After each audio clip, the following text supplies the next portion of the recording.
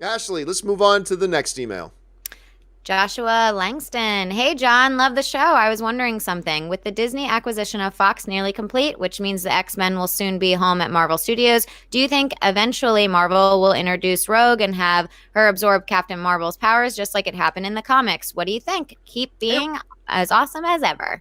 Rob, give us a little bit of a history lesson here because, first of all, we know Rogue, at least in certain incarnations, she gets her powers. If I'm not mistaken, she didn't actually get her powers, this set of powers from Captain Marvel, but rather from Miss Marvel, I think it was. And it Yes. was the Carol Danvers character. She also had Sunfire's powers for her. So Rogue basically is this character who her real power is to absorb other people's powers. Yes. So give us a little bit of history lesson here. What is the background of Rogue with Miss Marvel? And do you think when they do bring the X-Men over, that they will tap into that part of the story history of the character and have her get her powers from Brie Larson's Captain Marvel? How do you see that working out? Well, I'll tell you what our viewer is referring to is a specific comic that I love, and it's Avengers Annual number 10. It was written by Chris Claremont, and it was drawn by the fantastic Michael Golden. And in that book, Rogue is introduced. It's actually the introduction of Rogue. We've never seen her before. And Carol Danvers is in her Miss Marvel incarnation. She's had the history of Carol Danvers in the Marvel universe is fascinating. And, just go to the Marvel Wikipedia, and she's been so many different kinds of people, and she's had a very storied history. It's really interesting. But in her Miss Marvel persona, she had her powers taken away by Rogue, and it was very detrimental to her. And what in Avengers Annual 10. Now, what I love about this idea is what an interesting way to introduce mutants into the Marvel universe, because as in the comics, we didn't know who Rogue was, and let's say we don't know who mutants are, and Rogue makes an appearance. I don't know who they would cast. I never thought Rogue was very well served in the X-Men movies. She's always been a favorite X-Men of mine, or X-person, X-woman. She's a great character, and while I thought the portrayal of her in the movies was great, she never got her moment to shine, really. Although, there's a whole new version of X-Men Days of Future Past called the Rogue Cut. Yes, that you can get, and there's more Rogue in that. It was really interesting because it was Rogue that created the Sentinels, not Mystique, which is sort of interesting. They had that play on. They made a change midway through the making of that movie, but I think that's a great way. I mean, turn Captain Marvel into a fan favorite in the MCU, and then the first appearance of mutants, you have Rogue take her powers away. And at the time, she was not imbued with the cosmic powers that she has in her current incarnation as Captain Marvel. So it was different. But what if someone took those powers, her Kree powers, from her? It could be really interesting. I mean, I really like that idea. Yeah, it's an intriguing idea.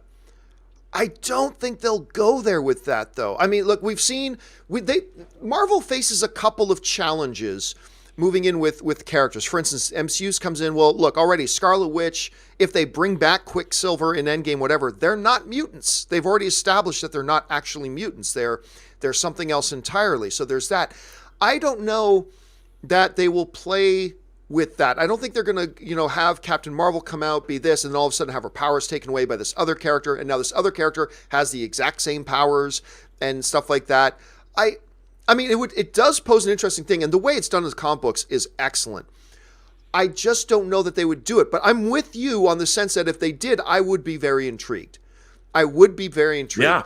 But I got to tell you guys, my favorite representation of Rogue and my favorite incarnation of Rogue comes from my all-time favorite comic book story, which is, Rob, is X-Men Age of Apocalypse. It's my all-time favorite comic book story.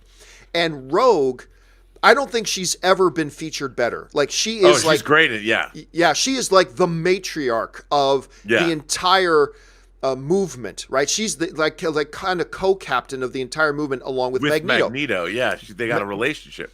They have not only a relationship, they have a child. Yeah. And here's the cool thing, and I remember when we were going into Age of Apocalypse, and I was heard in advance somebody saying, Magneto and Rogue are a couple. It's like, that's like a 30-year plus age difference, number one. But number two, Rogue, and they may have a baby, Rogue can't touch anybody.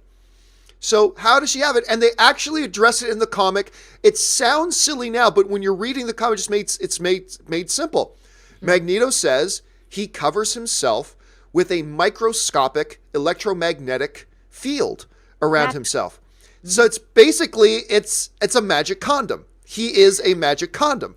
And so therefore he is able to touch and give physical affection to Rogue, which has often played a part in her character that she's never been able to have with parents, with family, with love interest. She can't have that physical connection. And I've just always loved that. So, I mean, look, this is just another intriguing question, Rob, surrounding what do you do with the X-Men at all when you bring them over? And then you get into the minutia of, okay, you got to answer that big general question. Now you got to answer some specifics about individual specific characters and how does that play in. And I'm going to be fascinated to see what Feige tries to come up with. I'm sure he's going to have some sleepless nights. Yeah, but I think they already know. I mean, I don't know what they've been planning it. I mean, look, they went after Spider-Man, they got him. They have a contingency plan. You know, it's like I said, it's like the Russians in Hunt for Red October. They don't do anything without a plan. Or the Cylons. They have a plan or the too. Cylons. And I think they know. And I think that what's great is we don't know. And it's they know that the big questions, they've got two questions to answer. When are they going to announce the Fantastic Four movie? And when are the X-Men going to be a part of the MCU? And they already know. I mean, Kevin Feige, as I've said before, our Lord and Savior of comic book films, he's figured it out. I don't know. Figured it out. I kind of take him at his word when he says, look, we'll start to develop these ideas in the next 6 months. Because I really think, what's that, Ash? I was going to say, I wonder if they just like do some test rooms and sit around and with comic book fans, and they're like, okay, guys, what would make the most sense here? You know, I just like imagine them trying to figure out like these intricate connections with some of like the most diehard fans. I don't know how else they would do it. I do know this though. They won't move forward until they've got a rock solid plan. And let's not forget, Kevin Feige he's got Captain Marvel coming out. He's got Avengers Endgame coming out. He's got Spider-Man Far From Home coming out. He's got at least 2 or 3 other films coming out before they even think about shooting anything involving X-Men. So they've got plenty of time. Here's the thing. If they were going to launch an X-Men movie next year, then absolutely, Kevin Feige's already got his plan and he knows exactly what he's doing. But he knows there's no rush. I don't think we're going to get anything with an X-Men in it till at least 2022. Earliest, I think 2022. So I think he's got time. Or he already knows exactly what it is he's going to do. But I don't know. We're going to have to, one way or the other, I think it's going to work out just fine. All right. What is the next?